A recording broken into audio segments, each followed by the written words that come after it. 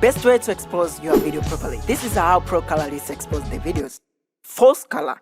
Davinci Resolve came up with the false color for the new version, and it's amazing. But what if you are not using Davinci Resolve? What if you have old version of Davinci just like me? This is what happened. I found out some pro LUTs which are made by pro colorist, which gives you false emulation system.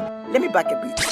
This is what happened. False color, what it does is shows you exposure through color range. I mean, in exposure we have a black and white right in the middle, some of a mix and like the gray, but there is some of a shadows or highlight that we can never see properly through our naked eyes. Maybe we have a problem with our screen monitor lie to us, but a false color save you from that. Let me show you.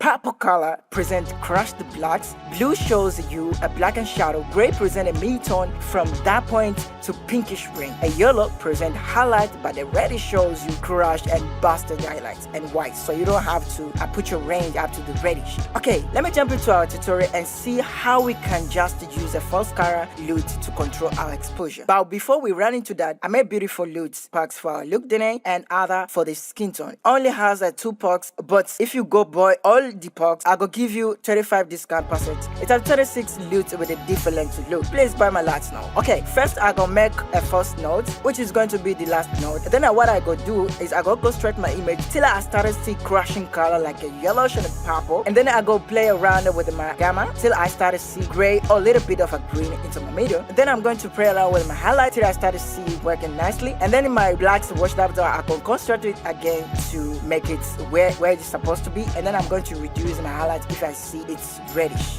Perfectly. Then let's see how our first color does its magic. I'm going to bypass the LUT, and then we go see our color corrected perfectly. Thanks so much for watching this video. I hope you learned something amazing. Do not forget to subscribe my YouTube channel. See you guys on next video.